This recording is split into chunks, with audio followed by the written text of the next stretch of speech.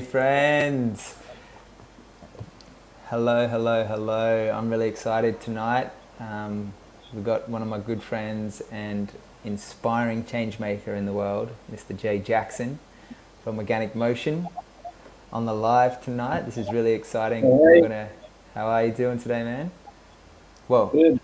this evening it's nearly 9 o'clock on a Thursday night in here in Australia on the east coast, in far north Queensland. And today, Jay and I are just going to chat a little bit about something that's really relevant given the circumstances of the current world we are living in.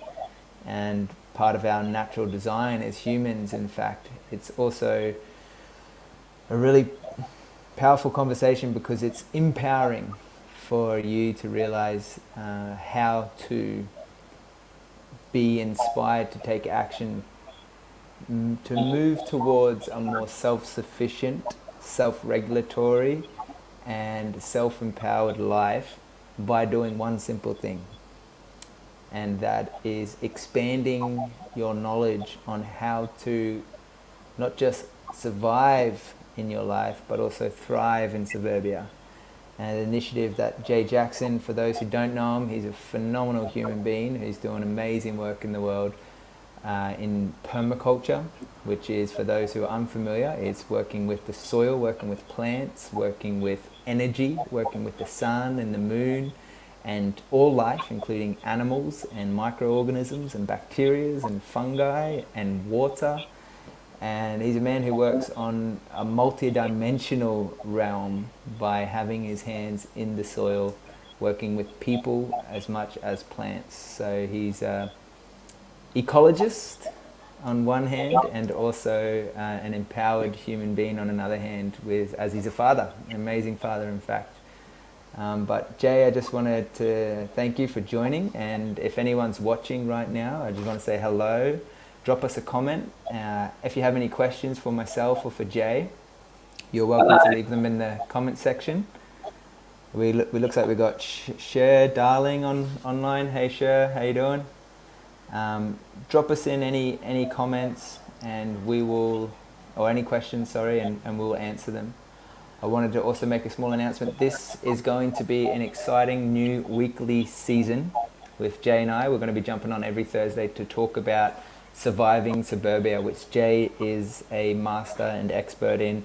He travels the world, in fact, implementing, designing and consulting for people in their homes and on their lands and in their properties and their resorts to design more edible, self-sufficient landscapes to encourage people to, shorten their food miles, to eat more local organic produce, to do all of these amazing, wonderful things, the solutions that our world needs right now. It seems pretty obvious to me that we're living in a extremely toxic world right now. I walk outside and there's buses and trains releasing a lot of smog, and there's people spraying Roundup to remove the weeds on the pavement just across the road, and there's all of these things in the world that are quite toxic. But something that gives me hope is people like Jay who are working towards more organic practices, more natural or flowing practices in the world. And I guess I'm just curious to hear a little bit more in depthly your story, Jay, to start it off for those who are interested in joining us. Maybe where and why you first got into permaculture and what inspired you to begin the journey. Wow, thanks, Shay. I really appreciate that introduction, brother. Quite flattering. Uh, it's it's been over a decade for me in permaculture, and it's become my life's passion. And I came across permaculture, the concept of permaculture in before 2010, and I was from a dear buddy of mine, Blake Hudson, and he started talking about useful plants. And when I kind of listened more into that space, what I realized was that it was lot more than just useful plants. A lot more uses than just food. There's fibers, there's medicine. There's herbal remedies that we use. There's so many nourishing gifts that plants offer us. And one thing that I was really familiar with, in growing up, was being out in nature, and the way that I'd always felt revived or rejuvenated, and relaxed when feeling connected with myself and with any others around me and with nature. And so the concept of permaculture came to me as a way of interacting with nature and harnessing, utilizing, and learning from these the principles that have been embedded in the infinite intelligence of life for forever. Yeah. So that is what really inspired me. Mm-hmm. Was there And like, I'm sorry to cut you off, I'm curious to know, was there like a real catalyst moment or event or circumstance that like really triggered you to be like, wake up one day and like, I need to do this, this is my life path, or this is what I need to do, the world needs this right now? Was there something that really opened that doorway for you? yeah, actually, that actually began quite a few years before that, and which was about 13, about 13 years ago now, that I became a father Mm. and wanted to bring life into the world, to create a beautiful little being. And my daughter is 12 now, Charlize, and that was that that life, that co-creation, of life was what ultimately flicked that switch in me from the life that I thought was what was what I was supposed to be doing. As a decent tradesman, in the building industry, uh, you know, living a decent life, uh, and I realized that actually everything that I do is going to impact this fragile, innocent, beautiful little being, and everything that everyone else does, everything that she's exposed to, is going to influence her.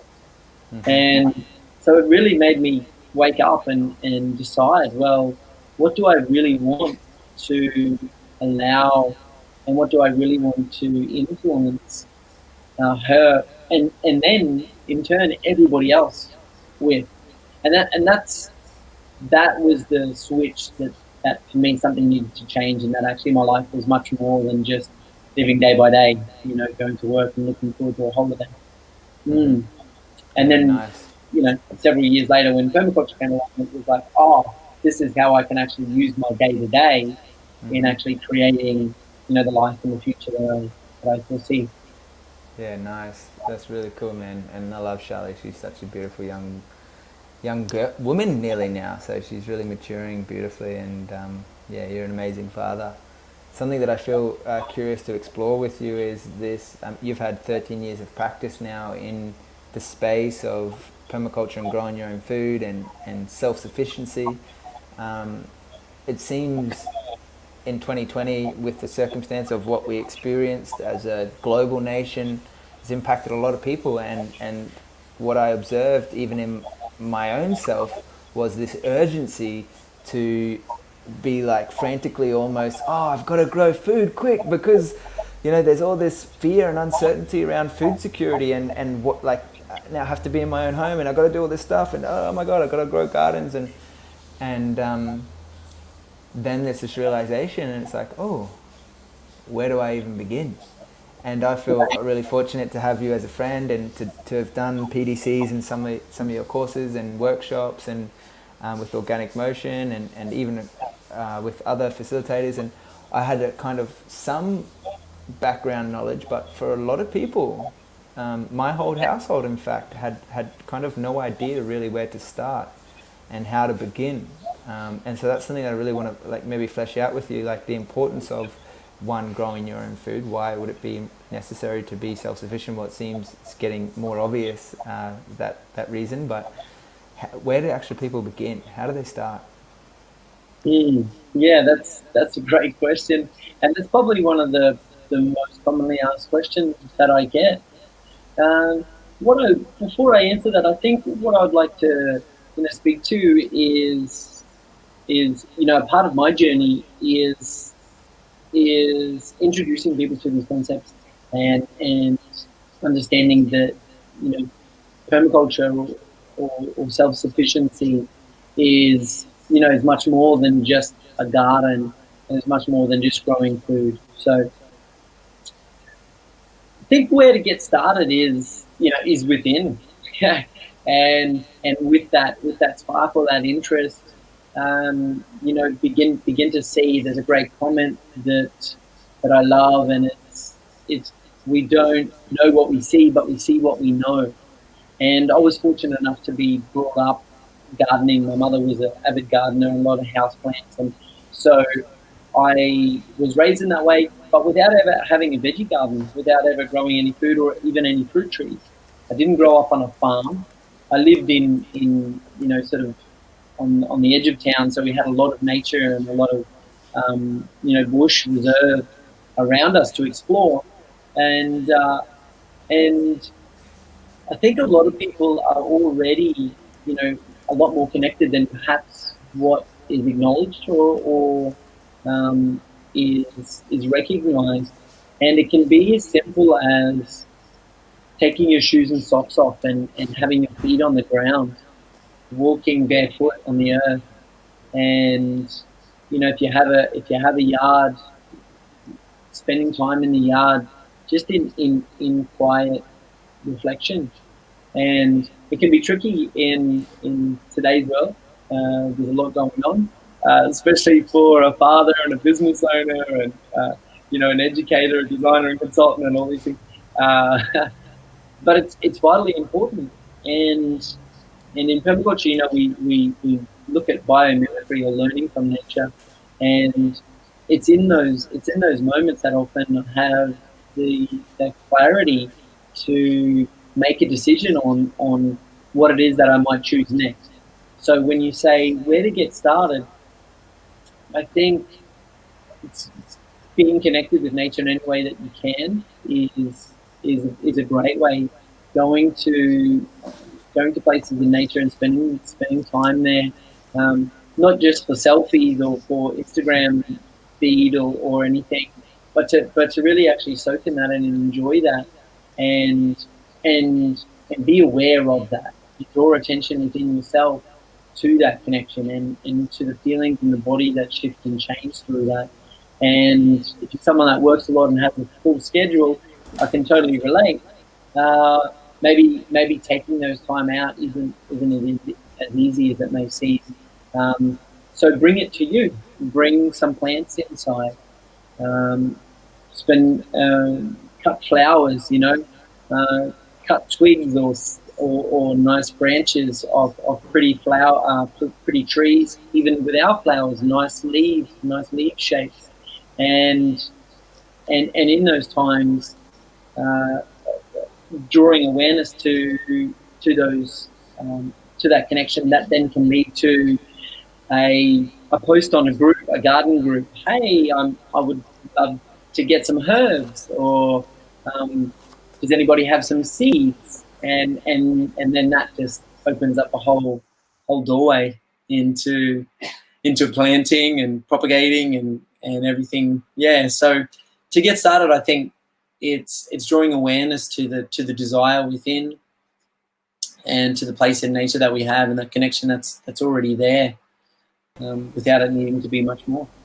Yeah, nice. I love that answer, man. And that's something that I really remember when I was filming for the new documentary that Thomas and I have created called The Regeneration, where I sat with you at the JCU community gardens, and we filmed this little interview segment, And I asked you one of those questions, and your response was, we are nature. We're a part of nature, and so when we disconnect ourselves from it, that's where we find the ailment and the dis-ease in the body. And so reconnecting back to our natural source has been a really potent message that you've consistently shared, and that is clear in the documentary that's coming out this year. I'm super excited. Jay's one of the feature characters in the film, for those watching in. Which is all about looking at what's going on in the environment, but then looking at the localized solutions that are readily available for us that we can implement. And it's really exciting because one of the beautiful messages that you share in that film and just right now is that just reconnecting to our natural source is so potent and really relevant for all of us to continue to do that. I just know in my day, spending a lot of time in the tech world, spending a lot of time on my screen, spending some time indoors, like how relevant it is and necessary for me to get outdoors, exercise, move my body, just take a moment in stillness and breathe, connect to that inner source. It's really, really potent, and I think that's a great suggestion, first step for surviving suburbia. I love it. Yeah, man, there's so much there.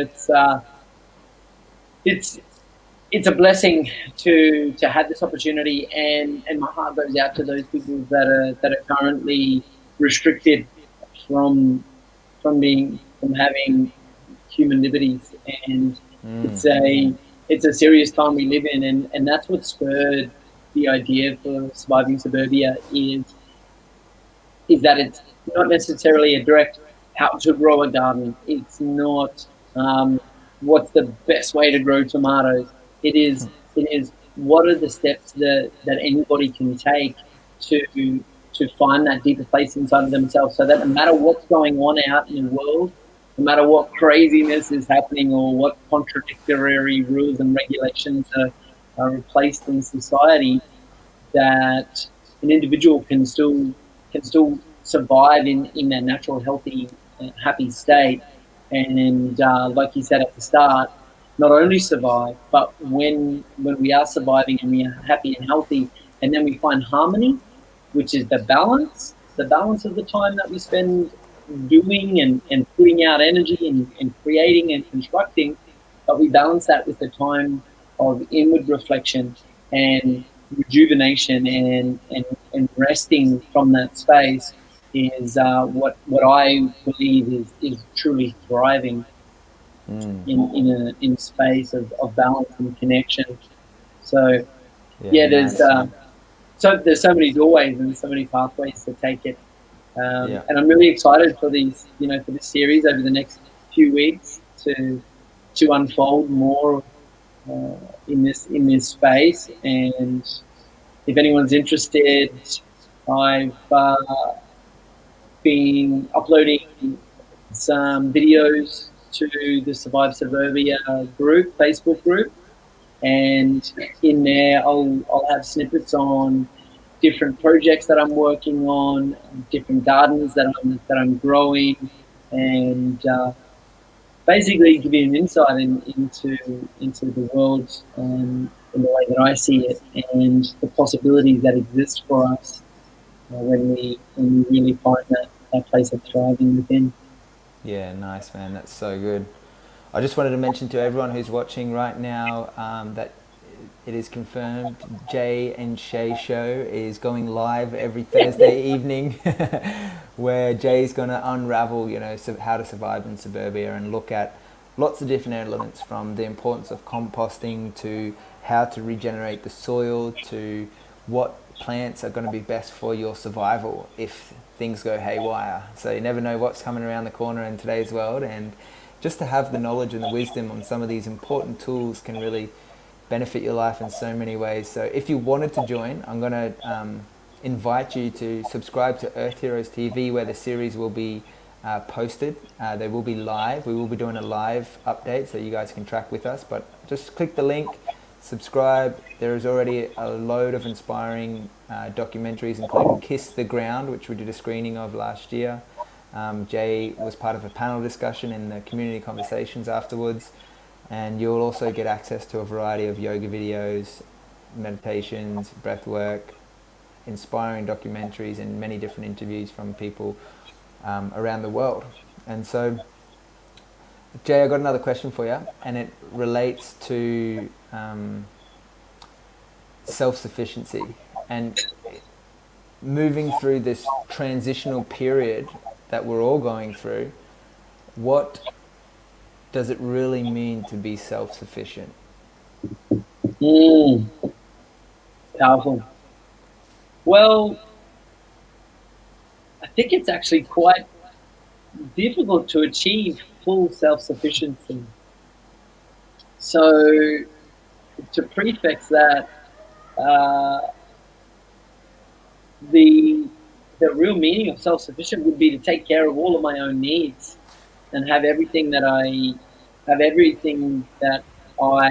need to function in my life taken care of by myself. And self-sufficiency is a term that I strive for and I strive to achieve. And truth is, I haven't met anyone that is actually there, that can actually say I'm 100% self-sufficient. So I think it's about a percentage, percentage of how much of my own needs am I meeting by my direct energy. So to put that in perspective, a typical modern day life involves living in a house that's built by someone else, many others, that has a lot of appliances and and materials that other people have harvested and brought and built and constructed and put together and built in a way that I or others may not even know how to build, fix, repair, replace if needed, and then go to work in an industry or in a job employed by somebody else to do a task that then returns money, that then I take that money and then go to a shop and somewhere else, and then I bring in the things that I need to live and to function.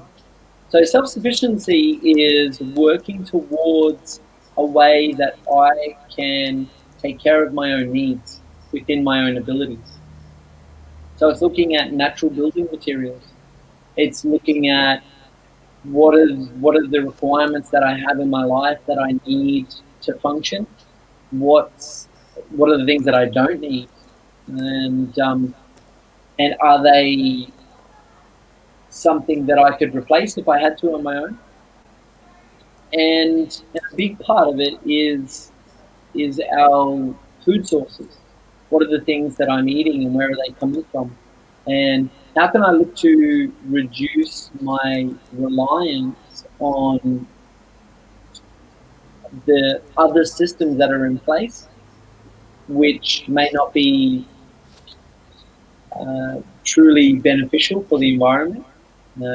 So certain big industries, chemical companies, pharmaceutical companies, certain businesses, business practices that don't necessarily nourish our planet and take care of our earth, and may not have regard for our health on a deeper level. So self-sufficiency is being mindful of all of those things. And I really like the plastic-free movement. I think that is one little niche that I see people have taken to, because it's a realization that that our reliance on something that ultimately we're not recycling at a rate that's fast enough to be able to be replenished so that we can reuse it. I think that's part of it. Growing our food is part of it. The way we relate to each other and the way we interact with each other is another big part of it, and that all ties into the permaculture principles of care of the earth, care for people, and fair share of resources.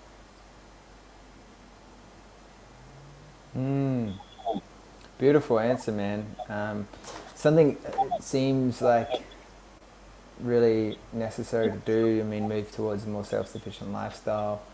but at the same time we're like in this co-creative experience where we need each other as well, and we need each other to support each other, and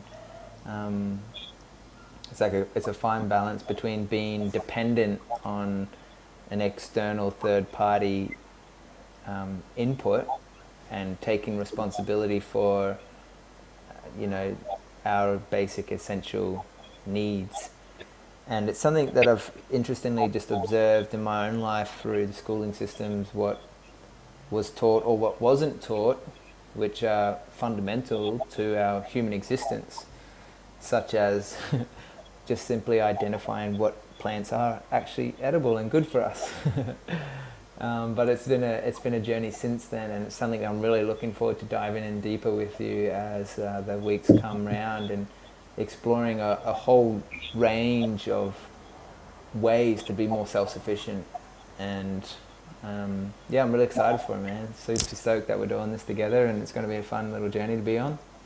Yeah, great. Thanks, Shay. And I think, and to sort of round that out as far as self-sufficiency, there's a common term, referring to like community resilience, or self-resilience, and what I do in my daily life, in organic motion. For those that haven't heard of us, we're an edible landscape and design business, and so we help people design their properties to be more self-sufficient, to grow more fruit and more food, more fiber or timber or materials or herbs and medicines on their own property, so that in the event that there may be issues with supply lines and transportation, the logistics that are required to fill the supermarkets, there's a sufficient amount of resources in our community to be able to survive. And I believe what we saw last year was a real wake-up call for a lot of people. And so in no way can I preach that I'm self-sufficient in any means. I am very community resilient and community minded, in the sense that I know where certain fruit trees are, I know who's got this, and I know who can provide that, and in an instance when someone needs this, I'm able to provide that, and I have a store of this and a bank of that, and I think that's really what I envision over these coming times, is that people are really going to come back to their local area, and come back to their community, and come back to if this does happen, like if we see stricter rules and regulations and sanctions imposed on people's freedom of rights, freedoms to go outside their own home, then what are people going to do in their own backyard? So really, really excited and really looking forward to unfolding this Surviving Suburbia series with you, Shay, and I'm really grateful that you've initiated this with Earth Heroes TV. Super excited about the movie coming out, the Regeneration film, and our upcoming fundraiser. Screening the preview on the 21st of January here in Cairns, Far North Queensland in Australia. And you see the links there going up for everybody. You can watch the trailer, and in fact the film is so graciously being offered free online for a viewing, and it's really our interest with Earth Heroes that you see that and you take that on board and you share it. And if you're interested in having a screening, then who knows, we would really love to see that possibility of people coming together and sharing in that connection, and sharing the local sufficiency strategies or practices that people have, that gather around this movement towards a more happy and healthy and a harmonious way of living, deeply connected with nature. Super excited for it. So much unfolding this year. Yeah, it's so good, Jay. Thanks for sharing that. I'm really excited as well, man. It's going to be an epic year, 2021, and lots of exciting events happening in the local region and also online. The free screening that we're inviting you to join for the film, we're going to do online in a live conversation, and you get to watch it with us. We'll sit there and we'll have a little discussion afterwards with people from the film, like Jay, and a variety of other people who also feature in it.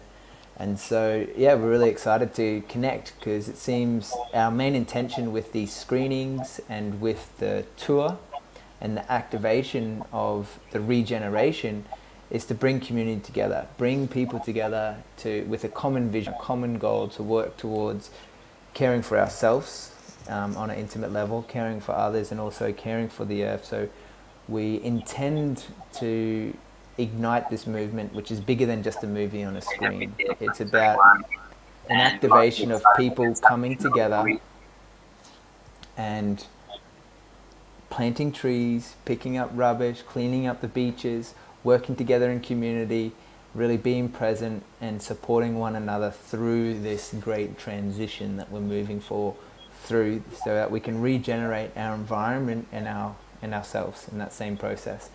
And it's going to be fun. It's going to be a lot of fun. And Oh yeah, bro! This is your invitation, guys. Yeah. So, Yeah. I guess, is there anything else you want to share, Jay, about surviving Suburbia before we close it out?